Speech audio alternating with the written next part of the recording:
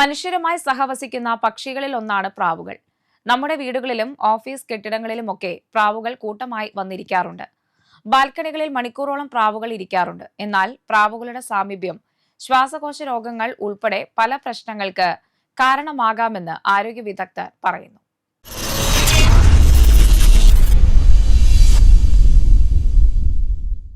പ്രാവിന്റെ കാഷ്ടം ശ്വാസകോശ സംബന്ധമായ അലർജികൾ, hyper sensitivity ന്യൂമോണിറ്റീസ്, histoplasmosis പോലുള്ള ഫംഗസ് അണുബാധകൾ, സാൽമണല്ല ഇഗോളി ബാക്ടീരിയ അണുബാധകൾ എന്നിവയ്ക്ക് കാരണമാകും.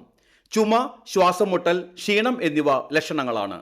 കാഷ്ടം ഉണങ്ങി പൊടിയായി ശ്വാസകോശത്തിൽ എത്തുന്നത് ഗുരുതരമായ ശ്വാസകോശ ഫൈബ്രോസിസിലേക്ക് നയിച്ചേക്കും.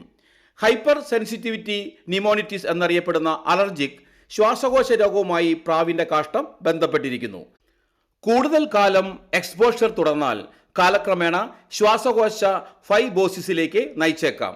സാൽമണല്ല ഇഗോളി ബാക്ടീരിയകൾ വഴി വയറ്റിൽ അസ്വസ്ഥതകൾ ഉണ്ടാകാം. മറ്റൊന്ന്, പ്രാവുകളിലെ ചെള്ളുകൾ വഴി അലർജി ഉണ്ടാകാനുള്ള സാധ്യതയും കൂടുതലാണ്.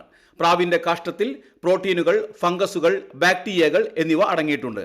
ഈ വസ്തുക്കൾ ഉണങ്ങുമ്പോൾ വായുവിലൂടെ പകരുകയും ആളുകൾ അത് ശ്വസിക്കുകയും ചെയ്യും.